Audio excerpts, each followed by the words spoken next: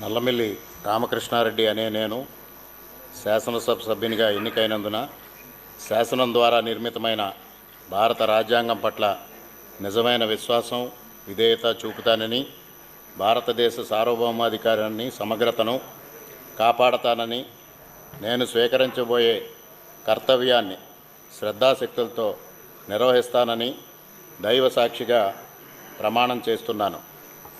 ఆంధ్రప్రదేశ్ శాసనసభ సభ్యుడినైన నల్లమిల్లి రామకృష్ణారెడ్డి అనే నేను సభ నియమాలకు కట్టుబడి ఉంటానని, వాటిని అనుసరిస్తానని, సభా మర్యాదలను పాటిస్తానని, సాంప్రదాయాల్ని గౌరవిస్తానని దైవ సాక్షిగా ప్రమాణం చేస్తున్నాను.